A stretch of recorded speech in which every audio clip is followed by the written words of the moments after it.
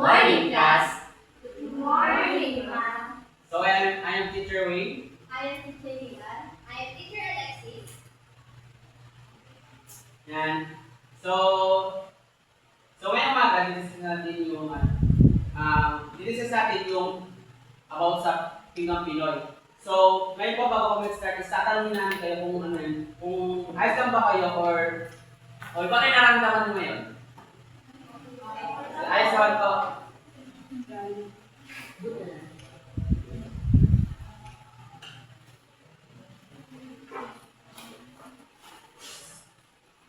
So there's have an absence today. So thank you.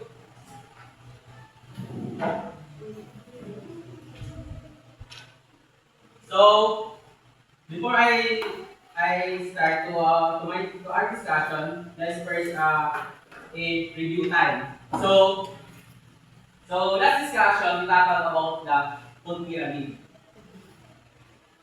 So the food pyramid is ito yung kami naman tayo sa food pyramid. So ito ang food pyramid po is yung triangle na nagpapakita kung ano yung mga amount or yung kung ano yung mga kainin natin mga pagkain. Doon sa baba nakalagay po doon is yung the large amount and then sa taas is the small amount.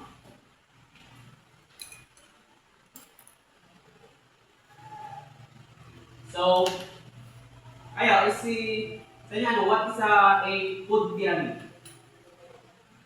Meaning is daily.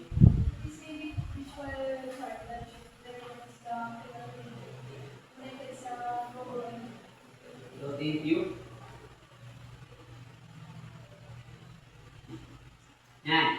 Let's proceed to a shared activity. So I needed three members to do this activity.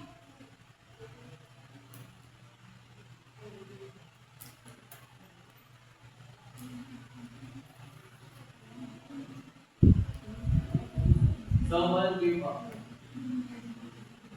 Miss Lady, Josh, and Giselle. So, ang gagawin ko dito is, this game is to get to know a little bit better. Just look at this question and choose the image that look most like you. There are no right or wrong answer. So, dito po, may papakita po yung picture, then magpipik lang po kayo ng mga pictures. Naintindihan po? So, please say, what do you normally eat for breakfast? So,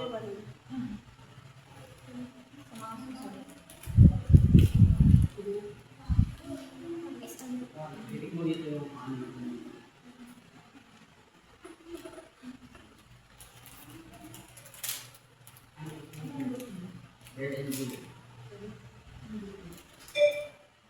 Then question number 2, what's your favorite way to stay hydrated throughout the day?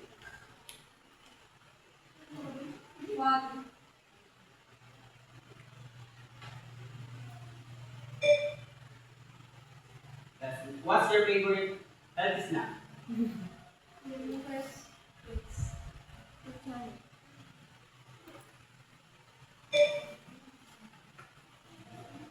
Then what's your preferred healthy ulam?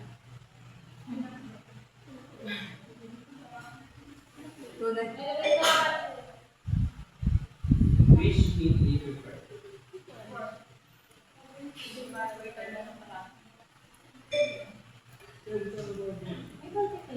Okay.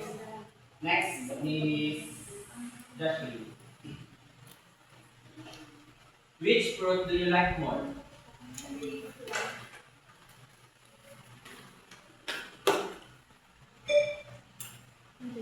Next is which vegetable do you dislike?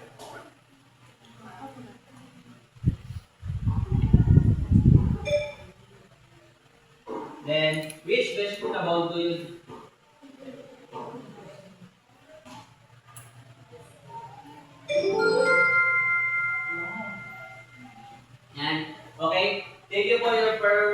participating.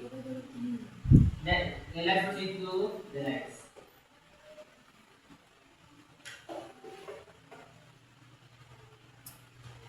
Yan.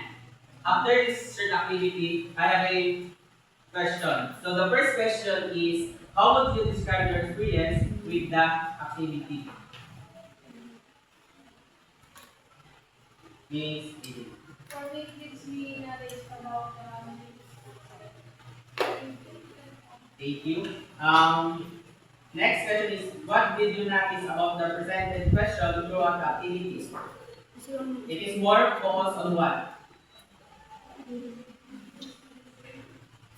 Miss Jocelyn. about food and it's more on focus on the So, based on the picture na pinakita kanina, it's about the vegetable or the fruits. Ito po is nakakatulong sa atin upang maging healthy or maging kung paano natin nami-maintain yung ating health. Nami-maintain yung pagkain natin ng mga sustansya.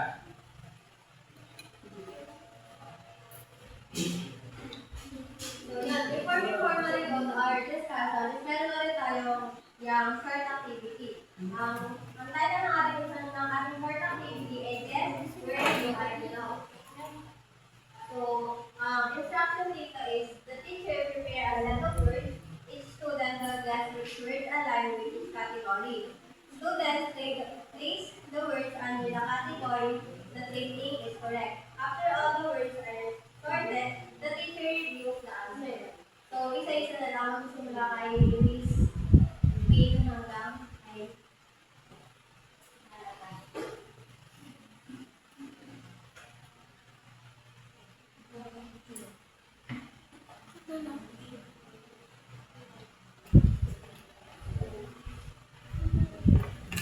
naiintindihan ko po ang instruction. Yang pupunta na lang dito sa unahan, tapos ilalagay kung saan below yung mga words na nasa taas.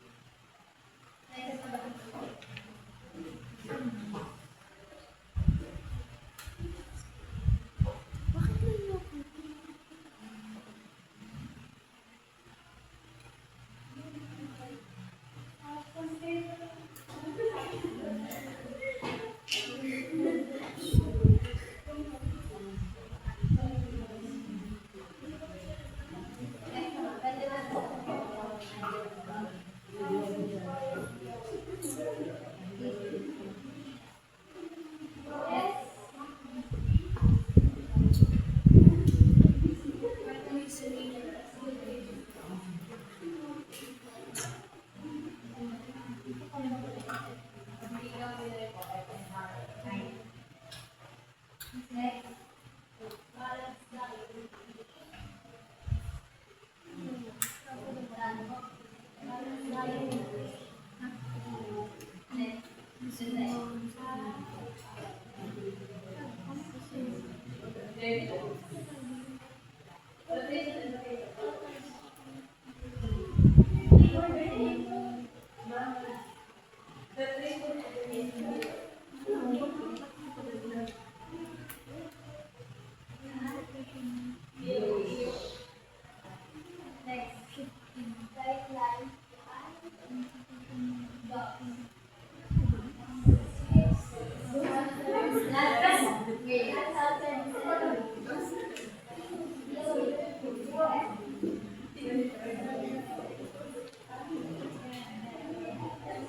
Yan, at ngayon, titingnan naman natin kung tama yung nilagay, kung mga tama yung nilagay nyo dun sa box.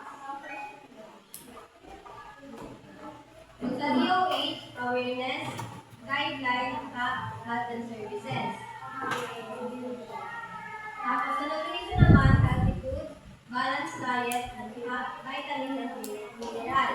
And sa DOSTI, Pinoy Nutrition Education Research. So ngayon po, proceed na po tayo sa ating discussion.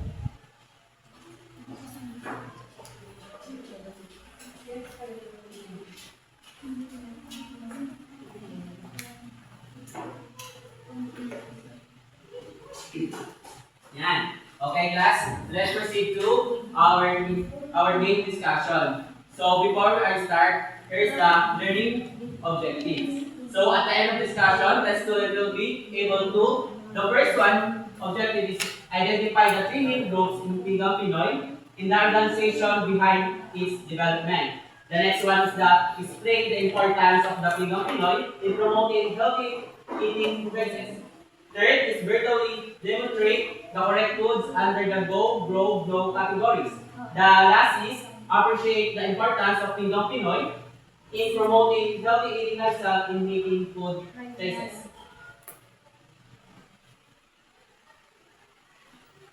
So the first, we discuss about the first organization is the DOST. So familiar po tayo sa DOST. So the DOST po is the Food Nutrition Research Institute or the FNRI is developed the Pinggang Pinoy. So, kung nabanggit po dito si Pinggang Pinoy, so maano natin na marinig lang yan si Pinggang Pinoy, pero parang nilin sa atin kung sino nga bang gumawa ng Pinggang Pinoy. So sinabi po dito na ang develop po ng Pinggang Pinoy is si FNRI. So, ano nga, ang mission po ni FNRI is to conduct a research on the nutritional status of Filipino. Yan. So, Pinggang Pinoy po, ito po yung isa nutritional guide kung paano po natin malalaman or kung paano natin malalaman yung tama natin kakainin dun sa araw-araw. So, ano nga po nagiging role ni FNRI sa ating Pinggang Pinoy? So, yun po yung ano. So, sa tulong po ni FNRI, nalalaman po dito yung limitation or yung dapat kainin lang natin sa isang araw. Nakukuha? Yes po. Yan. So, ang mission din po ni FNRI na malaman kung ano yung nagiging factor or ano yung nagiging sanhi. So, pag may yung kung ano nagiging factor sa mga Pilipino, kung ano nagiging factor or yung nagiging dahilan kung ano nga ba, kung bakit nagkakameron ng malnutrition. So, dito po, yun po ang mission niya, para malaman kung ano yung kung may factor po tayo, kung nalalaman po yung factor, kung ano yung naging sanhi, dapat po, kasi ang ginagawa din po ni FNRI, dume-develop din po siya ng mga policy or paano po ma-resolve yung mga factor na yan. Then the next organization is the WHO. So may basa po is reading. The United Nations agency working to promote health, keep the world safe, and serve So yan, kasi na po tayo sa World Health Organization. Si World Health Organization po, ito po yung pang buong mundo na. So sa tulong po ni WHO na nakikita po natin dito or na nakaka-promote po tayo ng healthy environment or katulong po ni WHO po dito sa Pilipinas is si DOH or the Department of Health or yung kanina natin unang organization na si FNRI. So sa tulong po ni World Health Organization, ito po yung nagiging gabay ng dalawa para po malaman kung ano yung mga hakbang na gagawin po nung dalawa. So nagbe-base po siya dito sa World Health Organization. Nakakasabay. Yes po. Nakakasabaw. Chicken? Nuggets? Yan. Pag po sinabi kong nakakasabay, you said, ay mag-reply po kayo sa akin ng yes. Pag sinabi ko po nakakasabaw, no. Pag sinabi kong chicken, nuggets. Pag sinabi kong nuggets, chicken. Yes po. Then, the third government is the Department of Health. May ibasa po. Miss Lynn. Department of Health, the primary government agency for health, responsible for ensuring access to quality public health services through policy, regulation, and direct service delivery. The DOH also regulates health services and products to ensure they meet safety and quality standards. Familiar po tayo kay DOH. DOH po ito sa Pilipinas. So, ang nagiging role naman po ni DOH sa atin is para po ma-ensure po natin yung yung health or nakakatulong po sa DOH para po malaman natin kung ano yung mga hakbang na gagawin natin. So, kagaya po na lang sa napakalaking gawain po ni DOH, yung promote po yung healthy lifestyle ng ating ng buong buong mamamayan. So, kagaya po ng DOH, ito po yung ito po, gawin po si DOH kung nagkaka-COVID. So, ito po ang una pong umano dito ang DOH para po ma-ensure po yung health ng mga public health at para po masigurado po na nakakatama po tayo ng tamang serbisyo dahil po dito. So ano nga ba po ang nagiging role dito sa Pinggang Pinoy? So dito po, ini-ensure po ni DOH na tama po yung nakalagay doon or tama po yung mga guidelines na susundin natin. So kinukonsulta po ni DOH sa Pinggang Pinoy is kung paano po yung tamang kung chinecheck po niya bago po nila ilabas yung mga guidelines na sa mga tao. Then the last organization is the National Nutrition Council. May ibasa po is Addressing hunger and malnutrition of Filipinos through policy and program formulation and coordination, capacity development, promotion of good nutrition, nutrition surveillance, resource generation, and mobilization, advocacy and partnership and alliance building. so the last organization is the NNC or the National Nutrition Council. Pamilya po tayo kay NNC. Yan. Si NNC po, ito po yung katulong na din po, ito po yung government na katulong pa rin po dito yung tatlong nabanggit nung una. So si NNC po, ito po yung pamilya po tayo sa ginagawa sa school. Si NNC po, under po ng NNC yung mga programa sa school. Kagaya po ng ating feeding program. Kagaya pati yung mga pamilya po tayo sa pamilya sa feeding program. Kagaya po dun sa mga ginagawa po sa ating barangay, mga policies na binibigay sa ating barangay. So under po yun ni NNC. So ano nga po ang nagiging role ni NNC? So ang nagiging role po ni NNC is para po ma-promote po or siya po yung bibigay ng mga policies. Ito po yung mga pumupunta sa ating mga karating lugar o yung malalayo na lugar. So, sa tulong po ni NNC na napupuntahan po nila yung napupuntahan po yung malalayo, kahit yung malalayos, napupuntahan po nila. So, pagpuntahan po nila, nagpo-promote po sila ng mga advocacy tungkol po dun sa tamang pagkain at sa tamang program na ilalapat po dun sa isang barangay na yun.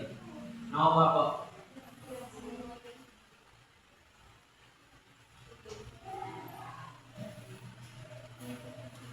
So, bago tayo tumawag sa Pinggang Pinoy at saka sa importance ito, ano nga po ulit yung organization na discuss ni Teacher Ray?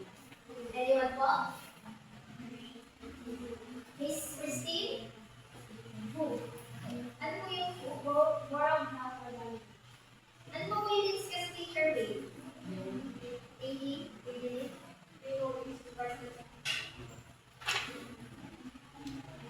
Hindi ba po nakakaalala? Yung FNRI, yung Food Nutrition and Research Institute, yung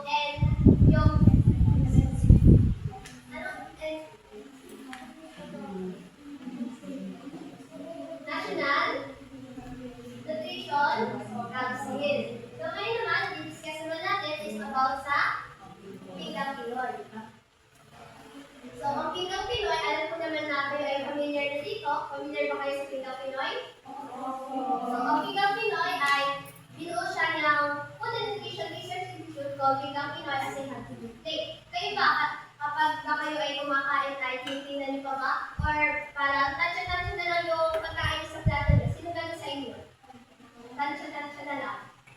Yes, Miss Merlin. Kapag ba ikaw ay kumakain ay mas marami ba ang kanin mo sa ulam at gulay mo? Or mas marami ang gulay mo kaysa sa kanin or ulam mo? Or mas marami ang ulam mo sa kanin at gulay mo? Mas marami po yung kanin kaysa sa ulam.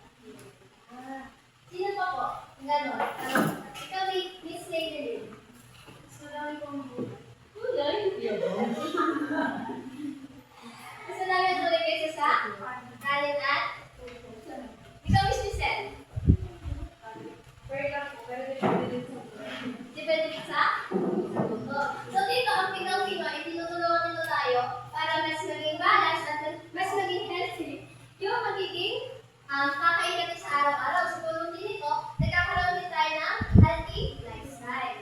Naiintindihan mo ba? Ikaw, Pinoy? So, ang sunod naman po ay sa 3 basic food groups. Sino sa inyo ang nakakaalam po ano yung 3 basic food groups? Nada isa?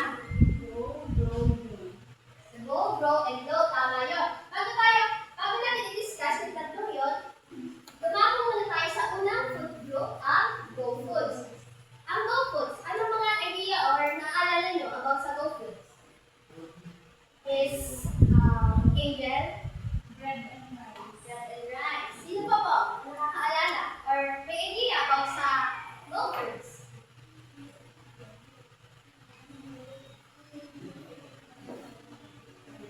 So, ang Go Foods ay nakikibasa Giselle? Gives our body with energy. Food rich in carbohydrates and healthy foods. These foods provide the energy needed for daily activities, physical exercise, and overall body functioning. So, ang Go Foods, sinasabi dito na ang Go Food ay mayaman sa carbohydrates at fats na siyang ating body's main fuel. Para tayo ay mas maging energetic, gaya ng nakalagay dyan, energy giving, dapat tayo ay kumain ng Go Foods. Kahit hindi agad tayo makina at kahit na active tayo all day. Ano nga yung listala ko nung sinabi mo pagkain under ng Go Foods? Tama yung sinabi niya, pagkain na under ng Go Foods. Kabilang dito yung mga bread, rice, ano pa ang maalala nyo? Cereals, ano pa? Pasta, yan. Ang mga nagbanggit ng food ay under siya ng Go Food. Ang sunod naman ay ang raw food. Kapag raw foods, ano mga naalala nyo? Mga idea na kapag nabanggit ang raw food?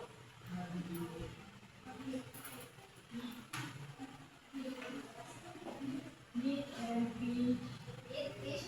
So yan, tama yung nabanggit ni Vanessa na ang raw foods ay for bodybuilding na siyang mayaman siya sa protein na or what we call double index of growth. Kapag sa raw foods ay kabilang din yung mga animal sources gaya sabi ka naman na pork, meat, beef, pwede din dito yung mga eggs or mga fish or shellfish, pwede din dito yung mga plant sources and sa mga dairy products like mga cheese, meat, and yogurt. And ngayon naman ay sa raw foods, ang raw foods naman ay for body regulating na ang mga pagkain na under nito ay mga fruits at vegetables. Ngayon naman ay dumako tayo sa importance of Ikaw Pinoy. Promotes balanced nutrition, gaya sabi ko kanina dahil na meron tayong 3 basic food groups na bibigay ito ng right proportion ng pagkain natin. Sunod naman ay simple and understandable, gaya sabi ko kanina, easy to understand na yung Ikaw Pinoy, madaling sabayan, mapabata man or mapatanda. Doon naman sa encourages healthy growth, dahil nga meron din tayong 3 food groups, dito ay tinutulungan nito tayo para maging healthy lalo, magkaroon ng balanced meal at healthy lifestyle. Doon naman sa reduces disease risk, dahil nga sabi ko kanina yung mga food group ay meron nagbibigay ng protein, carbohydrates, vitamins, and minerals. Ito naman sa familiar and culturally relevant dahil nga ang Ikaw Pinoy ay for Filipino, matagal nating nalalaman at nasusunod na. Ngayon naman ay dumako tayo sa color of Ikaw Pinoy na i-discuss ni Ma'am Liha. So ngayon po, proceed naman tayo sa color ng Ikaw Pinoy. So ang una ay orange. So ang sa orange ay ang focus ito ay children na 3 to 12 years old. So ang color orange ito ay nag-i-evoke ng energy, vitality, at saka nagbibigay din siya ng excitement. Kasi po ang mga bata is mahilig sila sa mga bright colors.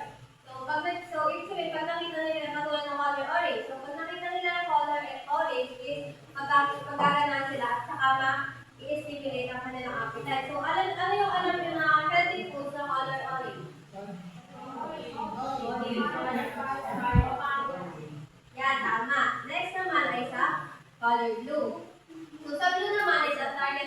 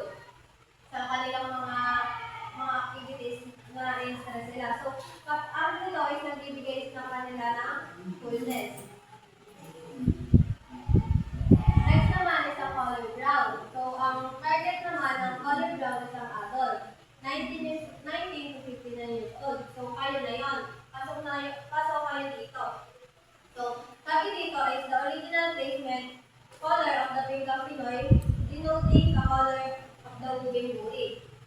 So, sa color brown is pwede sa color, kaya to ang adult, kaya ang adult ang focus ng color brown kasi nga ang adult ay madami na responsibility.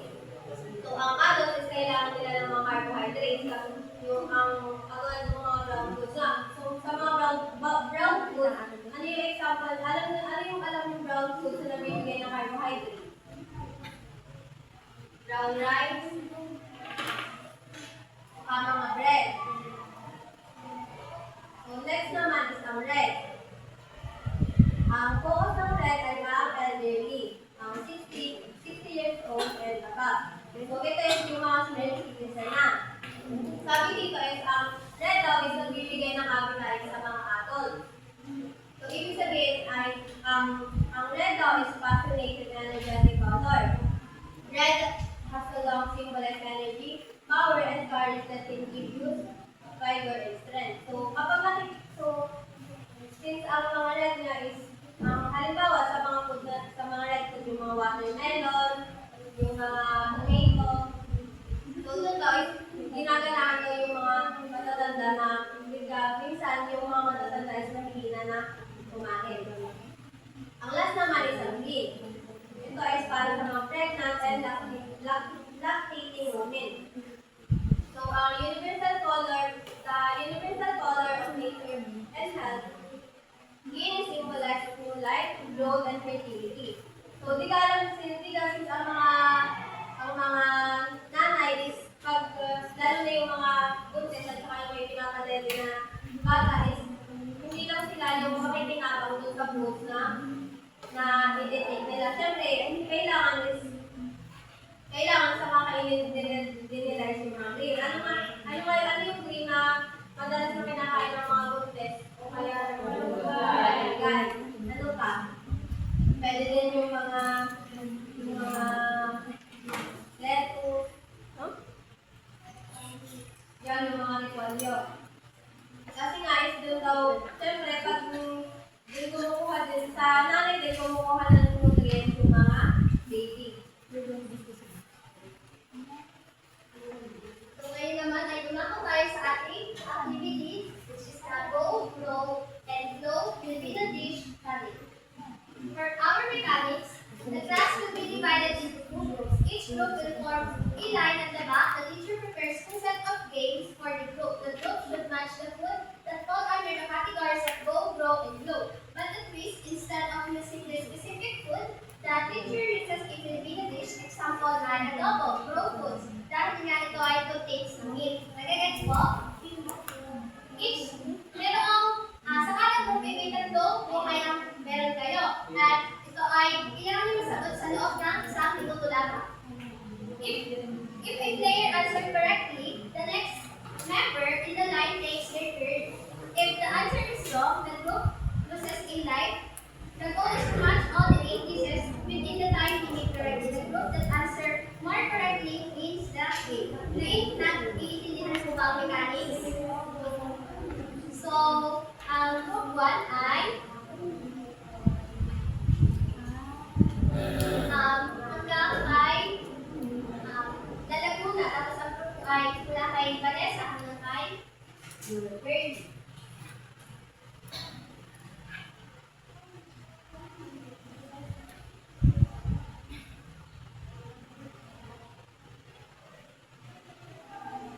Mamatch na. Ayun po kayo.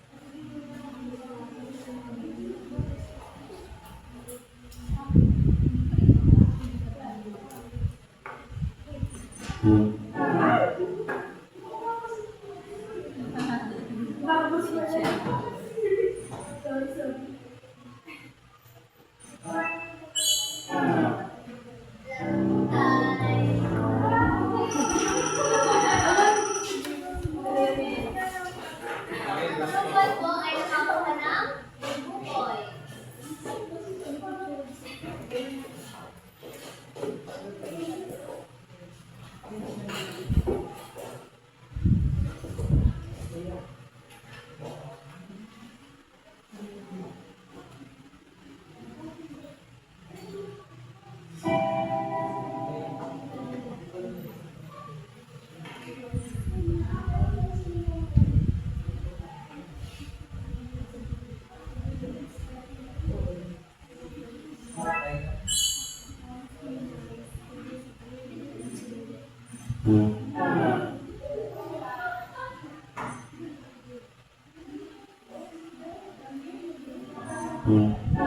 Isa na po ang buhay.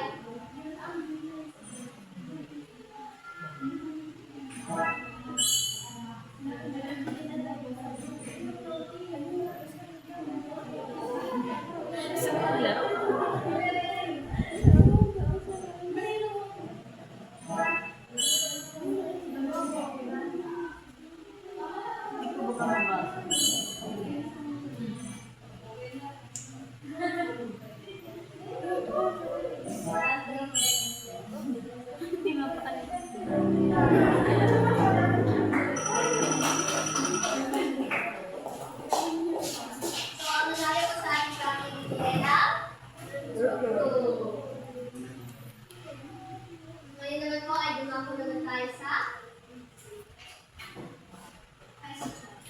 why it is important to include all the three groups go, grow, and glow in everyday meal. Anyone po? Miss Giselle.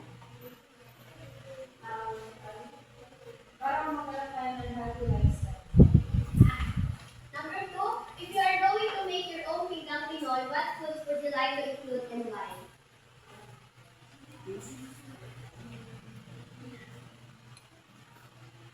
Anyone?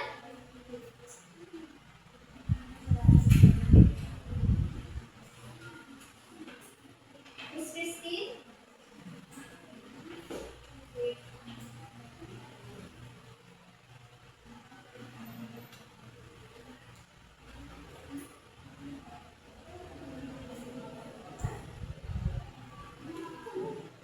For example po, ako, for grow foods po, ay grow foods, ang lalagay ko is rice. Kapag grow foods ay fish. Kapag ano po ay grow foods ay gawa po ay inape. Dahil yun po ay may gulay. Ayun po, ano pong food ang gusto nyo ilagay kapag sa go, grow, and grow foods?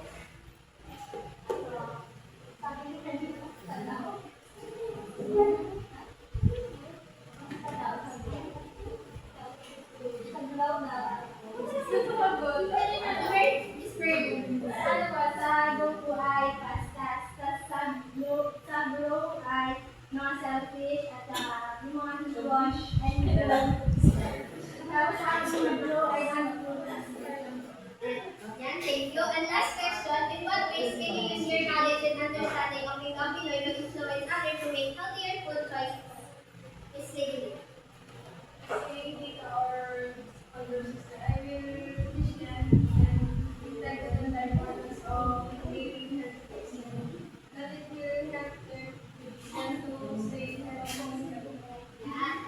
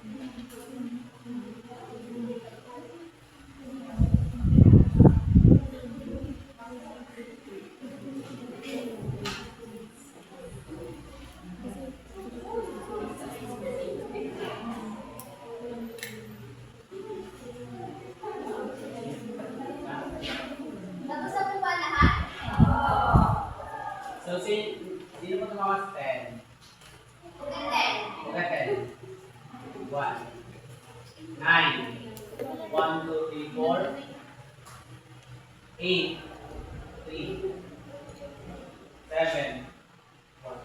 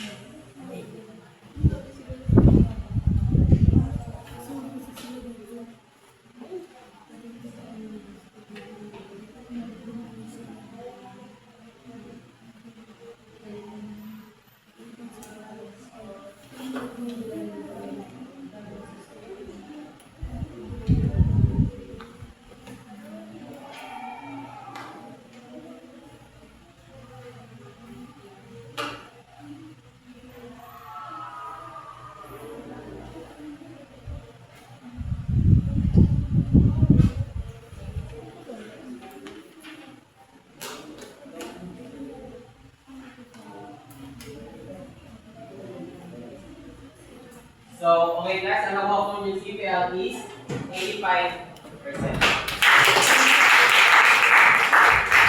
And for your assignment, So, your assignment is direction is read the case below and answer the questions that follow. So, we have here, meron po dito scenario, then meron po tayong processing question na dito po may kita, para po masagot ang listed po, dito na po siya